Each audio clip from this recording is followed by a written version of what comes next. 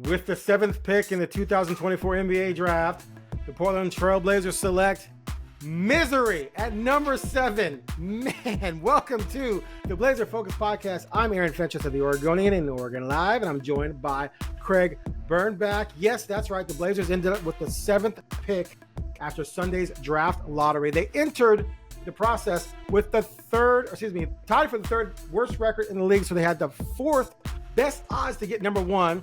They had a 50% chance to remain in the top 4 and fell 3 spots to number 3. This is a huge body blow to the rebuilding process for the Blazers.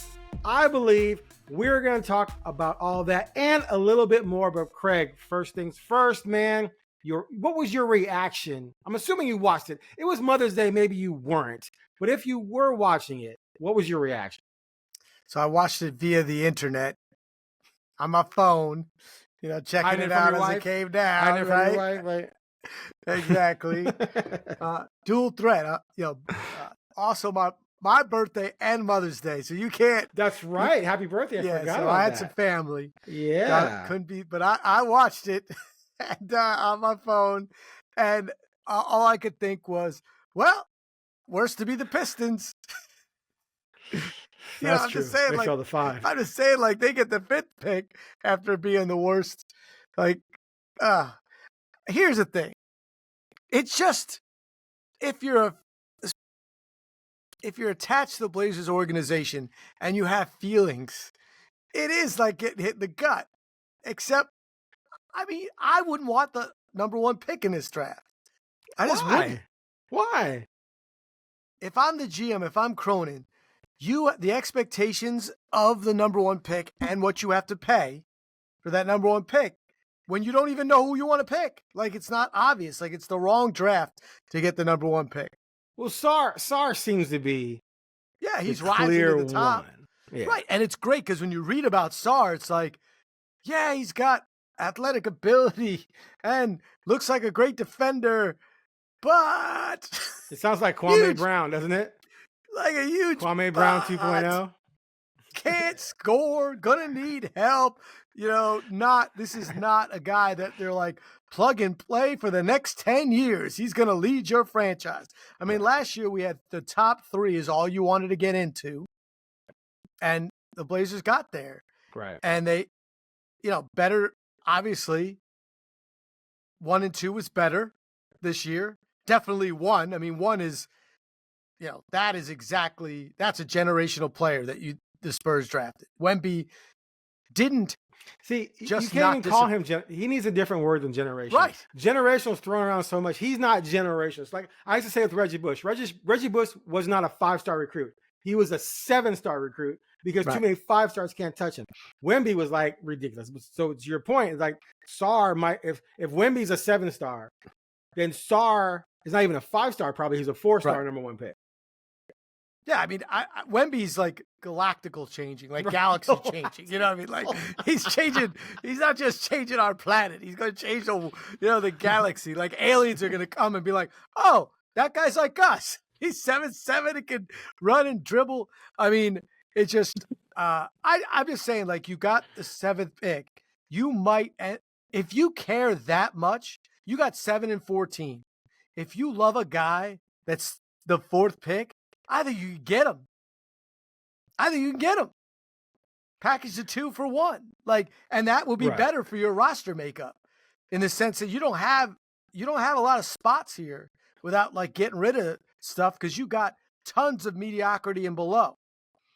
So I just look at it rationally, and my thought is if you love somebody in the top 5 and you got the 7th pick and the 14th pick and other things, you could go get it. So, and there's a chance that the guy you wanted at 4, which let's just say that's where you should have landed, you're going to get it 7 because no one knows who's going 1 through 15. Let's start with that, and then we're going to circle back to the whole what they should do because I totally agree with you with the trade thing. Like either it's Malcolm in a pick in a trade or trade the 2 picks and try and move up if there's someone you love. I'm down with it. To me, if they come away with both lottery picks to join the roster, I feel like that's kind of like a whatever. Because in this draft, if it's supposed to be as weak as it is, that 7th pick is the equivalent to what, a 14th or 15th in a regular draft, and then the 14th is the equivalent to like a 22, 23 in a regular draft. So then what are you really coming away with? Another Chris Murray and another, dude? Right. So yeah. Two Chris Murrays? That's right. what I was thinking. Right. You need exactly. 2 Chris Murrays? But let's start here because this is crazy. And I didn't go back and research the past years, but I don't recall very many drafts where dudes were just all over the map on the mocks. Like one mock will have a guy 4, another guy has him 14. One mock has a guy 2, and another one has him 9. Like it is crazy. So I went through, I think I did 7 here. I did Yahoo, I did CBS Sports, I did The Ringer, SB Nation, USA Today, The Sporting News, I think, and DraftNet. So I think that's 7 or 8, right?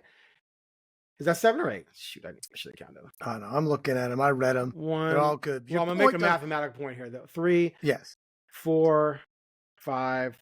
Damn, I was working hard. 6, 7. Okay, 7. I was working hard on Mother's Day. Props to me. Anyway, so 7. So there's 7 mock drafts with 2 Blazers picks. That's 14 possible people could be assigned to those 14 slots.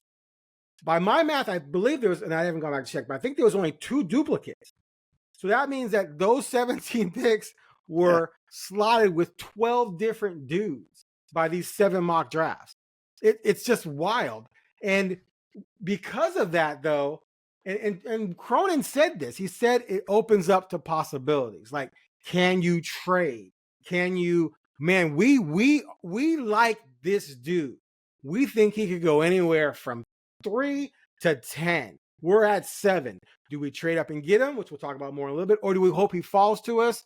There's just going to be different things people can do, because I think we're going to have a situation where a lot of people are going to fall in love with who they're going to fall in love with, because no one's going to be zeroed in on the top couple of picks, like you just said with last year, or even the year before. It was Chet and Boncaro, right? And then Jabari. Yeah. Those were the top 3. And then sort of was like, whatever happens after that. The problem is that draft, which a lot of people criticized at the time, I remember, has turned out to be pretty deep. So you kind of got to hope this one is deeper than people think in hindsight, because sometimes that happens in the draft. But it's just crazy looking at this. So I'm just going to run through a couple of things. I'm not going to go through everything, obviously. But to me, forward is the thing you got to come away with. And we'll talk about need versus best player. But like Yahoo has Ron Holland, 6 foot. Well, some people have a 6'6", some people have a 6'8". Let's call him 6'7". He's an interesting G League guy who has a ton of athleticism, can score, and cares about defense. For me right now, that's the guy I want. Like, I want them to come away with the guy who has athleticism, offensive chops, and cares about defense. Some of these other ones in here, like Reed Shepherd. So I've seen him at 3 in some. This mock draft, CBS Sports has him going 7. Really good score, but questionable defensively. Shot 52% on threes. But then they say something like, he would fit well next to Scoot. And I'm like, come on, you're not paying attention to the Blazers, which is fine. I'm only paid to, so I don't expect someone so far away to be paying that much attention to the Blazers. But saying that, it'd be great to add a 6'3" guard next to Scoot, as if Shaden and Ant don't exist, to me, it's just not really paying attention. And for me, I just think it's just completely redundant, and I wouldn't want that. I can't pronounce this kid's name, but this is my second guy I'd like to see them get, was Zachary Rissasher? I can't. That's He's what from a France. lot of people have him. Yeah. I've seen him too. And here he is 7, but someone else had him 9. He's a 6'9" forward who he's just raw everywhere, right? But he has athleticism. He looks like he could be able to shoot, although his shooting hasn't been so good. But he's a complete baby in the woods in this thing. But that could fit in nicely, because your other 2 guys that you're building around are also babes in the woods. So anyway, just running through just sort of where things fall. I do not want to see them take a center. Some of these mock drafts have them taking center. Again, best player available. We can make that argument. But center, to me, is the best position you have going right now, although you disagree because of the injury concerns with Williams and some of the deficiencies with Reith. But you have a lot invested in Ayton. If you draft another true center, that guy's automatically a backup, or you're moving Ayton at some point, which to me makes everything crumble. But that's another story. Anyway, what do you think? So here's the thing. Like, the draft itself, when you look at it and you see a Shepherd, with people having him go, to the Blazers like the CBS mock draft to me was one I looked at. Before the lottery, they had Shepard, I think, 2 or 3. Reed Shepard, a 6'3" freshman, 187 pounds. Yes, he's got a pedigree. His dad could shoot, and he could shoot. He shot 50% from 3, but he averaged 12.5 points a game, right? 4.1 rebounds, 4.5 assists. Nobody knows we don't even know if he can play the 1 at 6'3", 187. He's kind of a small 2. Hello. Do you just want to get CJ back? Like, just get it back. Or just keep Ant. Right. I'm just saying, like, it's just bizarre to me that this draft is a place where a kid that didn't even know if he was going to go is now almost a lock for the lottery at 6'3", 187, because he could shoot that well. The other people that you mentioned, the Zachariah, some people talked about him, Rissacher. I don't speak French, but I like that. I like that. It's French, so I'm going to go a little accent. I hope that's it. People had him as a potential number 1. Right. Because of his raw ability. Not because what he could do, but his potential. But no one's thinking this guy's going to go, next year you're going to be like, wow, I mean, this guy might be a starter. He might be a star. He might be a scrub. I mean, we just don't know. I mean, the guy's 34%, from 3 in where he's played. You don't know. Some people, he is 6'9", though. Like, I get what you're saying. Like, go for it. Go for it. If he falls to 7 and the potential, obviously people think he shouldn't fall to 7 necessarily. Right. Take him for the crazy upside. But I will say this. I do not care about as much as you care about needing a forward. Obviously, they need a forward. But to me, you take the best player available in this draft. You might be choosing the difference between a guy who could play in the NBA and a guy who can't.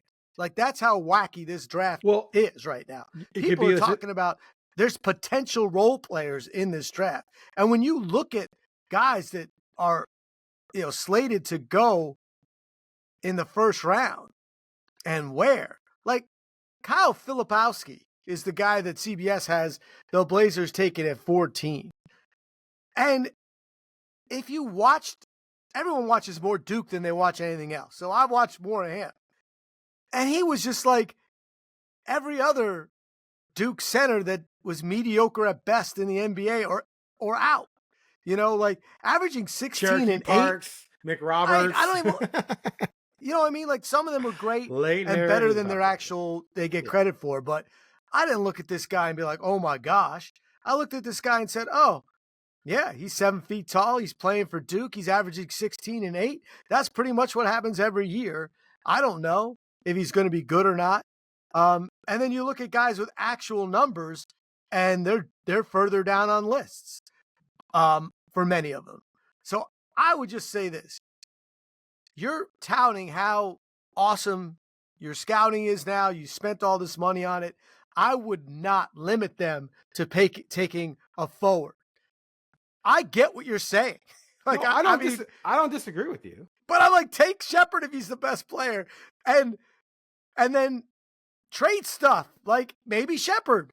Like, you cannot get another point guard and keep him for a long time. But you're gonna stink. You're supposed to stink next year anyway. That's your goal, to get a lottery pick in a better draft. So maybe you get lucky, and you still look. Of course, you give Scoot plenty of runway, but you're not convinced. There's no you have hope, but I just say you take the best player available if you're the Blazers. I don't hesitate at all in the room. Like, if I'm Cronin, I'm like, hey, we're taking the best player available. You know why? We don't have very many good players. Like, we don't have very good players. So let's get some good players. I don't care where they play, because we're not taking this 5 out to do anything. So if you're good, you've already done that plan when you took Scoot and got rid of your best player and moved your second best player to the off guard.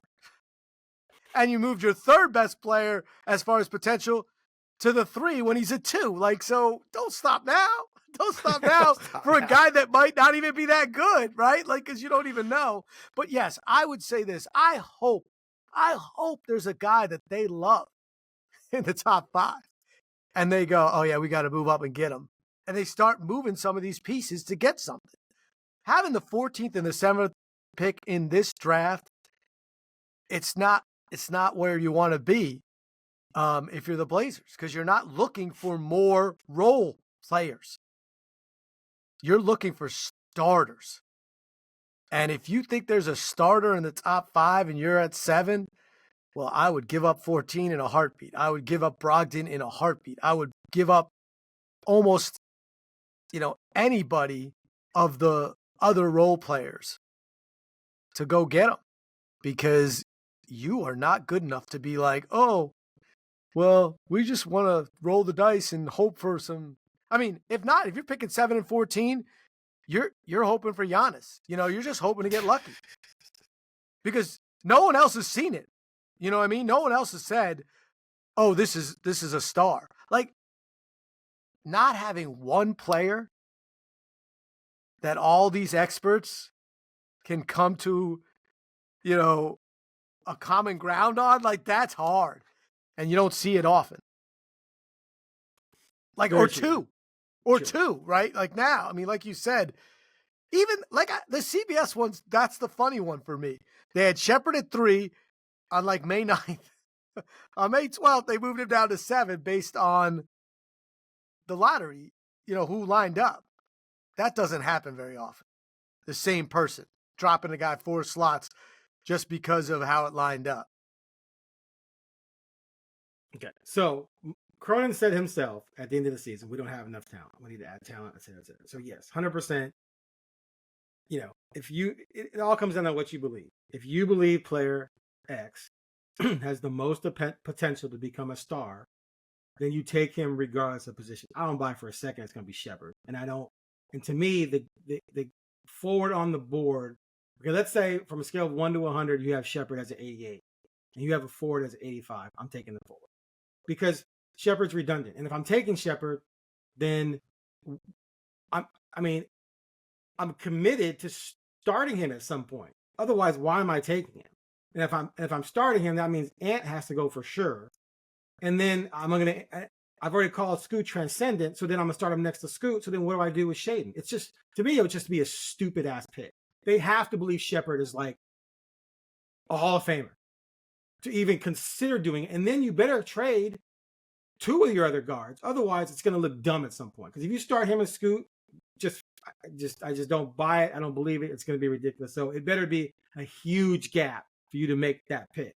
That all said, I just think since it's such a mess and since it's so uncertain, that you should be targeting forwards. You should find a 19, 20-year-old forward. Again, if the gap isn't too great, and you put that guy with your other 2 20-year-olds, and then you have someone in that slot. But that person has to project to you to be better than Kamara, to be better than Murray, whom you called a lottery talent, right? Because you have a bunch. When you read the descriptions of the forwards in this draft, I'm like, oh, that sounds like Kamara. Oh, that sounds like Murray. Oh, that sounds like Rupert. They're all guys who can do a lot of things, but they can't shoot. Like hardly any of them can really shoot, right? So do you want to add another small forward who can't shoot, or another forward at all who can't shoot? Now you're redundant. But if you can find someone who can shoot and then teach them to play defense, if that's the deficiency, then to me, that's the way to go. But at the end of the day, 100%, I agree with you. Best player available, unless it's a 6'3" guard, then that guy had better be a star. Because if you draft that guy and that guy doesn't work, you are going to get hammered. Because this market, as much as any market, or more than most markets, has been through the small guard thing. It won't go away. It's Dame CJ, Dame Ant. Then they wanted to force feed us Dame Scoot, and they became Scoot Ant. Don't bring another one into the mix when you got Shaden as your future number 2 or 2 guard. So that's my take on the whole thing. Come away with a forward. I'm good with it. You don't, that guy had better be amazing. Or you better have something lined up to make some trades to clear some of these other guards out. We agree? Yeah. I just, I see what you're saying, but I'm still just like, you got Mike Schmitz because he's supposed to be, the draft guru. And if he likes a player Chauncey, the so draft much guru, better never than drafted Shepard. because he was on TV talking about it. Well, I'm just saying, like, this is what you've told us, right? Like, I'm not saying it's true yet. It hasn't been proven yet, but I'm just saying, like, you have told us how fantastic. But I get you. Like, you draft guys at any point that are small, that can shoot. You don't usually pick them in the top 10 even. I mean, it's just, I'm just saying, like, Trae Young's, that's a lottery pick, small guard who could shoot. I mean, that's what you're talking about. That's what you're saying to me, that's what you need if you're going to waste. I mean, he was the 5th overall pick. So that's what I'm talking about. If you think Shepard's Trae Young, then go get him. Because Trae Young changes the franchise in my opinion, because Trae Young averaged 19 a game like in his rookie year. He was like, holy cow. Now people doubt him, but at least that to me is that's a top 5 small guy pick, right? That I just don't care. My thing is, if you have a small forward that you think is going to be great, then pick him. Then it's not a issue like who you're picking over. Like, to me, if you look at these forwards and you're like, yeah, they're all going to be just like what we got. I don't see anything with severe potential in the next 3 years. But here's a guard or a center that we think has more potential, so you take that. I agree. I mean, you brought up Trae Young, so everything always comes back to Chicago for me. But the Bulls had the 7th pick, and they took Wendell Carter, who's a solid NBA player. But I think anyone would take Trae Young regardless of need, right? Like, if I'm the Blazers, I had a choice: Trae Young or Wendell Carter. Wendell Carter is a better fit, but I'm taking Trae Young and sort it out later. Yes. But if I do that, that guard had better be really, really good. If he's just mediocre, then I can't really move him for Wendell Carter, right? That's what I'm saying. You better hit on that, because at the end of the day, if Shepard is just a dude, just a better. What's the comparison? I'm trying to think of Colin Sexton, right? Who's solid. He's good. He can be up in that, right? If he's just Colin Sexton, I'd rather have Wendell Carter from the Blazers. The Blazers right now with Wendell Carter would be better set than with Colin Sexton. That's what I'm saying. Right. But if you have Trae Young, you could be like, "Whoa, Trae Young's our guy. Maybe we trade Scoot, or maybe what I mean, or we get a lot for Trae Young to fit around Scoot." But they got to hit on that pick. So that's all I'm saying. They better trade. Agreed. But that's what we've been saying. They better hit on Scoot. But I'll give them more leeway if they don't hit on a forward than if they don't hit on a redundant pick. That's what I'm saying. So here's the thing. Last year, we keep talking about Scoot, and I keep saying same thing. Like, it was a no-brainer. Everyone was picking Scoot 3. Like, no one. It was 1, 2, and 3. Like, we knew who they were going to be. So there's really nothing to blame. It's good luck or bad luck in a way with Scoot, because we were all picking Scoot. Right. Sharp looked like a great 7 pick, right? Like, oh wow, but it's not that great right now. Like, everyone wants to celebrate this, and I'm like it's a done deal. Like, Shaedon Sharp's going to be something. I'm like, all right, after 2 years, we hope. But there's plenty of the Sharp we know right now are in this draft. He's number 1 pick. Right. I think you're right. What we know now. Absolutely. What does that really say, though, right? Right. What is that saying? Like, it's saying like, oh, that's not a flex, right? So let me ask. Okay, here's another guy, Dalton Connect. Is that how you say it? Dalton. Yeah, the Tennessee guy. Is it K silent or no? I should have Googled it. Around here we say Connect, but the Tennessee forward. Usually I go on YouTube and listen to someone say it, but I didn't do that. My bad. Okay, so 21 points. Older guy, right? He's an adult, 23. He can buy alcohol. Averaged 22 points. Shot 40% on threes, college threes, of course. But what's the knock? Is he athletic enough? Right? Can he get off his shot against taller, longer, bigger threes, which is projected to be a guard or a forward? And can he guard anyone?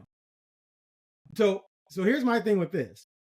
I would err on the side of getting someone who can drain it over another guy who can give you some defense but can't shoot very well.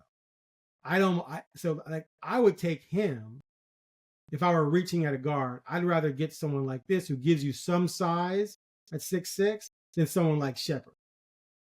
Because at least now I know I got a guy who, with Scoot, because you need shooters around Scoot. So whether he's big enough to actually play the three or not, or what have you, at least he can just drain it. So that's just a guy I kind of am a little bit fascinated with, but at the end of the day, he doesn't really fit my small forward desire for this team. When you look at his numbers, you're like, okay, no brainer. But then you're like, of course, we're not scouts. So if there's some people that have him, scout. I'm just saying, like, I'm a Boy Scout. Some people, he averaged 22 points a game. He shot 40% from three, and he's 6'6". Like, that's a 3 in the NBA. Is it? Yes, if he's got to be athletic, it's better than it's a potential 6'6" is like the board. 6'6" like the right. That's it. You the can't be smaller, right? You can't really be smaller. You want to be a little bit bigger, or you better could be super 7 athletic. feet tall. You could be 6'6". That's the range. I think you can't be short. NBA threes roast him, man. Like he's gonna get his defensive rating is gonna be bad. But I mean, here's a kid. You can drain it. Right? Here's a guy who is a senior now and put up those numbers, but he was recruited to go to Northern Colorado. And he went to JUCO too, right? Yeah, I'm just saying, like, this guy, good for him. And he's done great, but the flip side of that is drafting a top recruit who's 19 that played, who has more overseas, upside, more potential, or in the G League. Because he could be a finished product, he's closer to a finished product. Right, but it might not be enough. Right, exactly. And so then I would look at it, again, he gives you the shooting. So to me, I'd rather have that than a small guard. But if Kamara's shot develops, Kamara's way better because he's already giving you defense and he's taller and longer and more athletic, right? So this guy is not going to be better than Kamara if Kamara's shot continues to develop. So there's the problem right there. So now you just have a guy who's backing up Sharp. Right, or you get a guy like the Heat drafted out of UCLA that dropped and everyone's like, he's not athletic enough, he's not this, and he's, he's great. Contributing. He's not great. He's contributing. But I mean, he's a great pick. He played big minutes. He's an NBA basketball player. He's definitely going to be part of your rotation. And he's not going to be athletically fantastic. He's not going to be maybe an upside all-star, but you've got something, as opposed to right now, the Blazers got a bunch of guys that you have zero idea if they're going to actually have 10-year NBA careers or not, or even, be in the NBA in 3 years. Would they even be in the NBA if they weren't on the Blazers? So I just don't, I'm not going to sit here and say that I know what, on this lukewarm, it's not even lukewarm, this cold draft, right, of prospects, that I know which guy's going to pop. What I'm saying is, if you see a guy that's going to pop, go get him. Like, if you believe, if Schmitz believes in a guy, if Cronin believes in a guy, you best not be like, oh, we had to give something up to move up 3 spots and we weren't willing to do it. Like, don't do that, because you're gonna get stuck. Like, you've talked about this over and over again. They don't have enough roster spots for 4 draft picks. Like, you got to move stuff. And so I would say, go get something, or try the heck to use these picks to get you something that's available. I don't think that's going to happen. I don't think anyone's going to give up real talent for these picks, which is why picks are dangerous to get, right? Because you never know. But if you can even trade them for, a player can play, one of them at least, I would do it. This draft stinks, and they got a stinky position, right? Because they should be in the top 5 and they're 7th. So, and now, I mean, the Blazers should be kind of celebrating that they got the Warriors' first round pick, right? I mean, no one necessarily thought that was going to be a top 15 pick, because when people said, "Oh, the Warriors are going to finish, give you the 14th pick," like, that's not usually where the Warriors land. So 14 is really high for that pick when you made it, but no one thinks it's good. So it's kind of like, great job. You got like all season long. People are like, we don't want the Warriors to make the playoffs because then we get the 14th pick. And now I'm thinking, well, yay. What are you going to do with that 14th pick now? Because I don't want you to actually pick it. Right. Best case scenario, like you said, they identify someone they want. They don't think they're going to fall to 7. You take that 14th pick as a sweetener. You move up and get the guy you want. If you have conviction that he is going to be a legit starter in the NBA. Or, you still have Brogdon. You still got to figure out what to do with Ant. I mean, do you try and seek, the younger players you were after before the deadline for Brogdon and sweeten it with one of these picks? I'm just throwing out a name because it just came to my head. But, it's got to be someone young that fits what you need and that the other team who has him is willing to let him go. Okay. So, Chicago, back to my Bulls, right? Patrick Williams has actually developed into a pretty decent player, but he's been stuck behind, the ball hog tendencies of Zach LaVine and DeMar DeRozan. So he's 6'8". He can play the 3 or the 4. He can definitely shoot. He shoots 40% from 3. He's actually a really good defender already. That to me is the perfect guy. So he's restricted. Do you offer an assign and trade Brogdon, which gives the Blazers, the Bulls desperately need a veteran guard? And then you give them the 7th pick, which Absolutely. Maybe you don't value. And then boom, now you got a guy. And now you got a guy. Really, here's the thing about it: he coming out was considered a lot like a lot of these guys because that was like a 2 or 3 player draft, and they got him 4th. And so now he's gone through 3 or 4 years of learning and getting better and growing pains. And now he's 22, and maybe he's ready to pop, and you get him because maybe the Bulls don't want to pay whatever it's going to cost to keep him. So a player like that, it doesn't have to be him. It could be a bunch of different players around the league who fit that mold. But then you at least get a guy if you believe in that guy. So that could be the way to go as well, instead of drafting someone who's 18, 19, who you're going to have to wait 3 or 4 years for them to get to where Williams is now. I mean, I would make that trade in a heartbeat. It's not even of course. I mean, right. You got a guy and you have to pay him a little bit, but of course, because there's your answer. He's 22.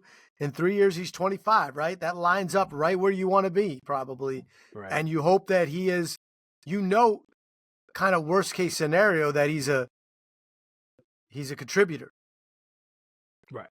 As opposed to with a pass first point guard like Scoot, you're giving him more shots. There's again, I'm a Bulls fan, so I'm kind of I admit I'm in a tunnel on this, but I watched so many games where he comes down the court on offense and there's LaVine or there's DeRozan doing their thing, and so he's just not even a part of it. He comes down with Scoot. Now there's action. Scoot's looking to get 12 assists, not shoot 30 times, right? So now Williams is getting more shots and he plays defense. That to me is the kind of guy they have to find. It doesn't have to be him, but that's what you have to go out and do. And if it means giving up these picks, give up the picks because you already got dudes on your roster who are described to be just like all of these guys in the draft that you would get at 7. And by the way, when Scoot comes down the court and he looks, he won't find Zach LaVine, on his team. He won't find DeRozan. That guy. I'm just saying, those guys they're better, so they shoot more. Right. I'm just saying the Blazers are looking for guys to step up. They went to Grant over and over and over again when he was healthy in the beginning because he was their best, scorer. And he likes to be the 3rd best scorer. Right. So, exactly. I'm just saying, getting a guy that's 22, anywhere between 20 and, even 25 on the upside that fits your timeline and has proven it, you make the deal because this draft does not have these guarantees. And, I think that I don't know what's going to happen as far as other teams. Are the Hawks going to keep that pick? Are they going to move it? There's going to be so much going on here based on how this lottery went. The Rockets, moving up. These are teams that already have. The Rockets probably don't want another. They're thinking exactly what you just said. They want to do that, right? They want to find, a guy ready to play because they're ready to move. They don't want another 19-year-old that's, clumsy and has to figure it out because they're we did that. Yeah. And we got that. Right. So we're cool trading the pick and getting, a 23, 24, 25 I mean, they go up to 27, 28, like player that's going to give them something because they think they're way ahead on the timeline than the Blazers are. So, and the Hawks are, God knows where they are. Like, I don't know. Right. No one knows what the Hawks are doing. They trade Trae Young and then go young, right? I mean, Houston should absolutely look to trade that because they've already done the adding young talent. And so, let's go to Jabari Smith Jr. for a second. So Jabari was like the third guy in that Chet Boncaro thing, right? So he is not. This is their third season, right? No, second season. He is not fully developed into what the hope was for him to be because he had some holes, just like a lot of these guys in this draft. So you're waiting on that guy. You don't want to add another guy like that you're waiting on. What is he, and how is he going to get minutes when you've got all this other talent you've already accumulated? So, and are they going to add a guard? I mean, I guess you could add a young guard. You could add Shepherd and have him learn from Van Vliet, I guess. But you went out and got Van Vliet and Dylan Brooks to give yourself some body, some toughness, a base, so your young guys could revolve around. You're going to add enough. Like, yes, take that pick and find a team that has a veteran that you like that's looking to rebuild and go get them to add to that. Yeah. And so, I look at the Blazers and I'm like, who on the Blazers? Your small guard. When you're the Rockets, you gave when you sent you spent the gross national product of Canada for Van Fleet, like that's it. You're good. Like you can't. I'm just saying, like that contract. I mean, that's crazy money for him. You're not going to go try to find a guy to steal his minutes. So yes, maybe you can play him as a guy like a JJ Redick or something like that. A guy who just comes in and shoots threes. Guy on the Sixers. Why can't I remember his name? Buddy Hield. Maybe maybe he's a Buddy Hield type, right? And like we know this guy could just flat out shoot, and that's what we're going to use him for. And if he develops more, great. But yeah, you're not going to have him play point guard for you at Houston because then you're an idiot. Or he could be your point guard of the future, like the Blazers try to do a scoot behind Dame. Right, and then traded Dame. So that's but that doesn't necessarily help you in Houston's. And it's not a real thing. You don't spend $40 million on a guy and then say, "Here's his replacement." I mean, and he's not as old. I'm just saying that's when you have other needs. But I'm just saying who knows what's going to happen right now? The Blazers it's gonna be crazy. They're a player in this thing. Maybe they get lucky and things drip down because people are going to move stuff, and you can find a player that you love that you get for very little. Maybe people need to move contracts, and you've got plenty of small contracts that you can move off of, and people won't mind releasing, and then you pick them back up. So, but bottom line, it wasn't good. Like I didn't want one for them, but I did want, I wanted 4. I didn't want 7. Like I felt like just land 4 because I felt you could get the guy you want probably there. So, right. All right, we're gonna have plenty of time to talk about this wacky draft. Man, we've got a month and a half, bro. So let's move on. What? You can't hear me? Yeah, you keep moving away from the mic, people. If he keeps this on, I point to the mic because he goes past it. So he tries to be all cool and talk on the side. Is that not good right there? No, you're on the side. The mic. If you go past the microphone, it doesn't pick you up. There you go. Is that how that works? Yeah, it's magic. Right. I'm like an engineer. All right, let's talk a little bit about the Billups stuff. Yeah, let's move on to Billups. What you got? Yeah, well, I've been saying, I'm not going to, anyone just play a previous version of the podcast. I don't understand why Billups wants to be here. I don't know why they necessarily want him to be here, except for that they don't want to have to pay him off. The rumors this week. No, come on. I don't say that. Then sign him.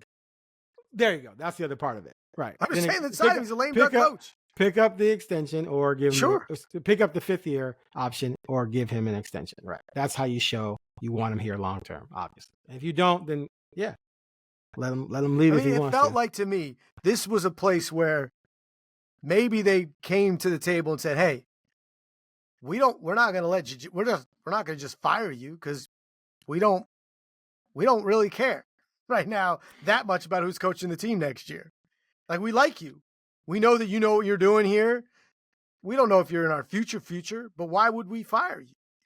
But because we don't want it to pay 2 salaries, but if you go find another job, we'll let you go and we'll do one of those mutual things where we came to this place.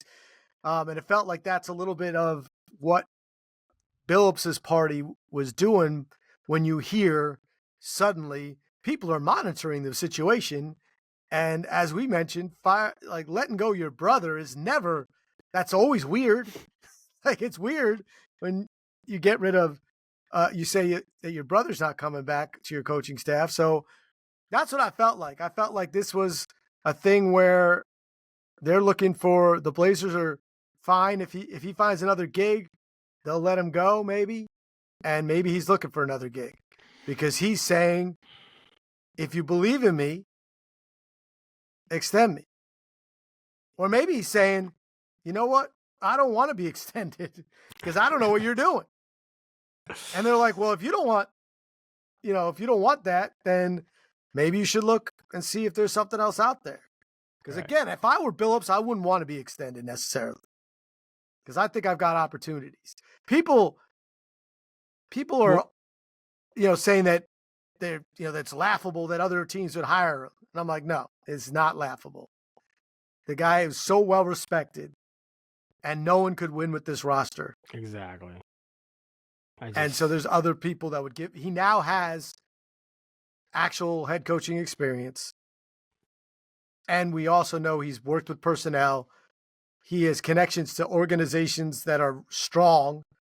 The Pistons feel good about him, in any job, probably not head coach right now because they spent a lot of money on Mr. Williams, so they're not going to do it. I don't know. But in front office, the Nuggets could find a play. I'm just saying he's highly respected. He could find another job or just go back on TV. Oh, yep, that's true. So Chris Mannix put out there that there were some teams monitoring the situation.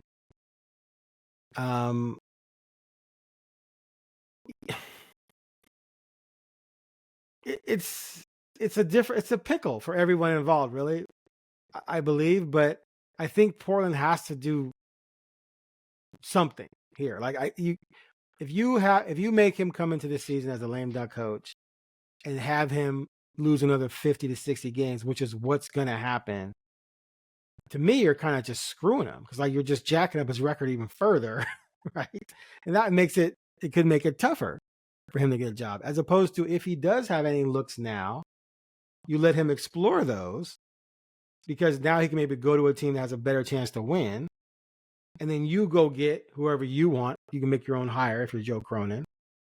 And then you can let that person be in charge of developing this roster that you're trying to piece together. And then he'll have a 4-year deal probably, or he knows he has 4 years to try and get this thing done. Otherwise, you got to give, the right thing to do is to give Chauncey some security and some commitment that if you keep coaching and developing this situation, you are going to reap the benefits, right? If you fail to develop it, then you're going to get fired, right? Or if we do get better and you can't win, then you're going to be fired. But we have to give you an opportunity. The people, I've gotten to the point where the people will just trash on Chauncey. They're just announcing. We don't know anything about basketball. We don't know anything about coaching.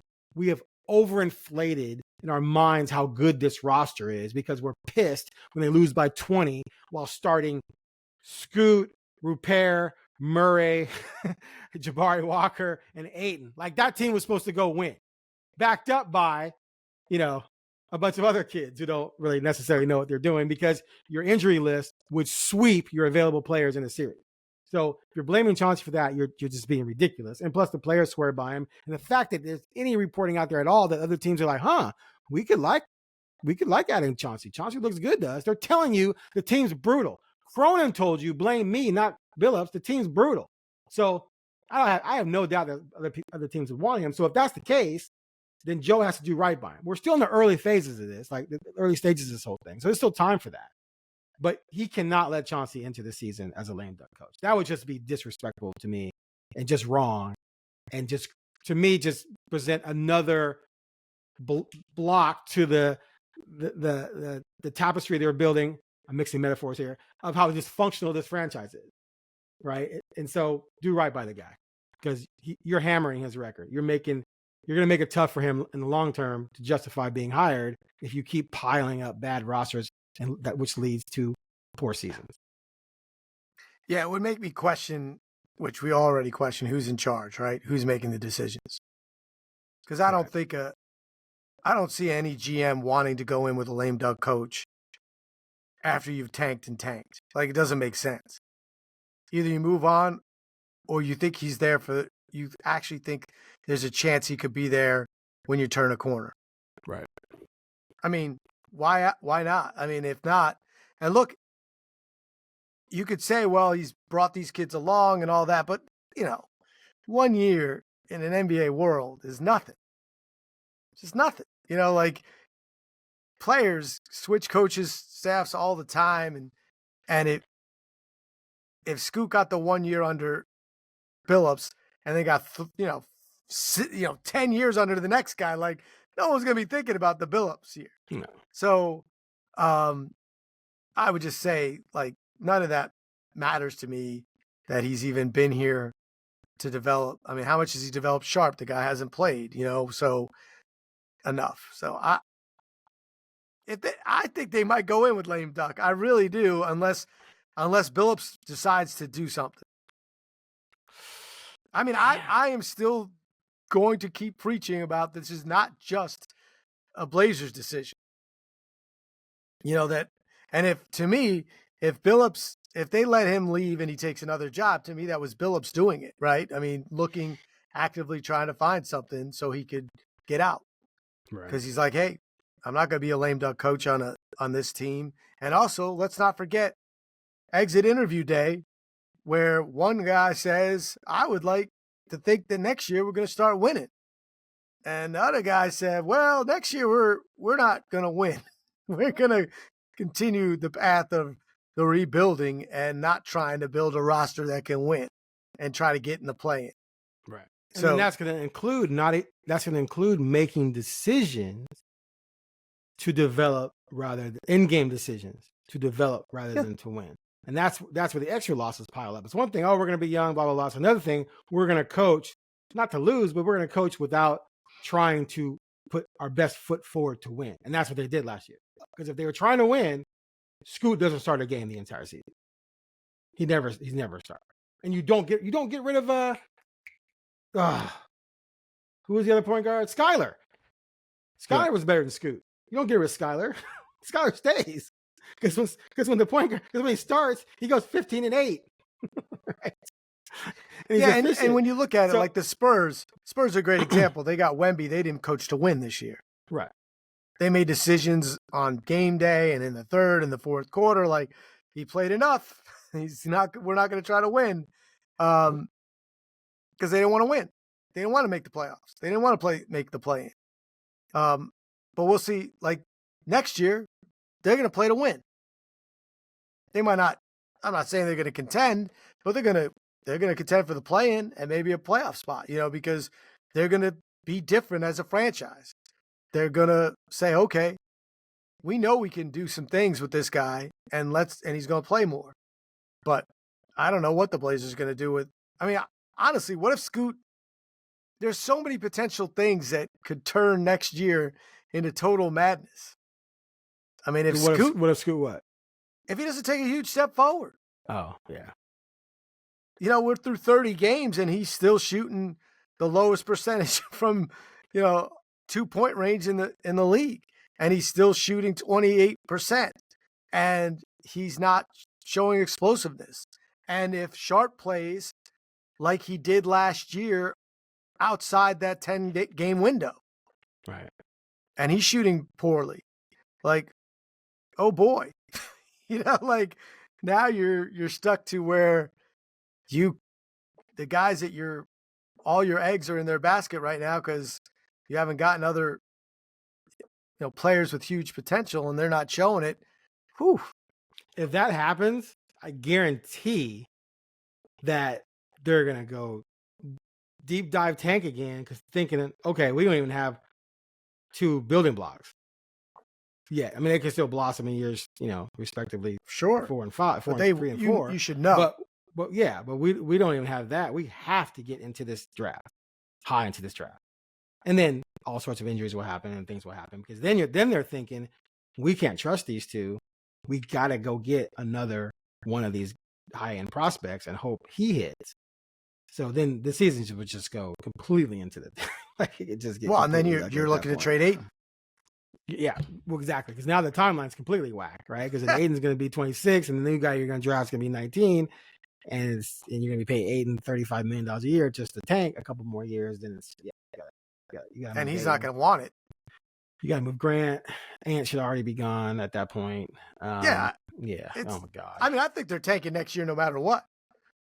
But there's different. Yeah, but there's different levels of tanking. Okay, let's put it this way. And Kerner said this too.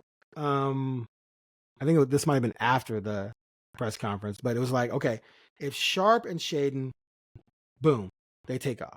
And Aiden picks up where he left this past year. And now you're actually doing well and you got a shot to play in. Yes, that takes you out of high-end lottery pick, but it also means that those two guys have taken a huge leap, right? And so now you feel, oh, okay, we got something here. And then I don't think they go into like, okay, let's just start shutting people down. I think they think, oh, maybe we can get into the play-in, and that's good for the bigger picture. And then in the offseason, we can actually make some moves to add maybe something to that mix. That's the only reason. Yeah. That's the only way I think where they say they're not going to tank.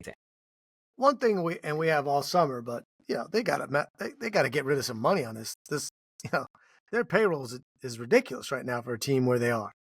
I mean, they got to shed some payroll, get some create some opportunities to get players that could potentially be at a decent salary who are young and could fit.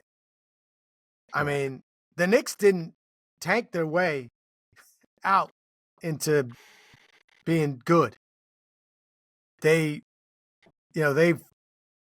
found ways to sign Hartenstein, Brunson, Julius Randle in trade, and then re-sign. They found ways to get decent players. Their draft did not change their everything.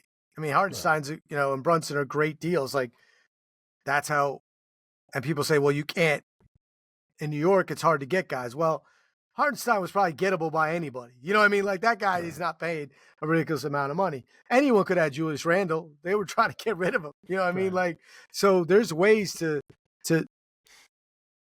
get better without hitting home run after home run in the draft.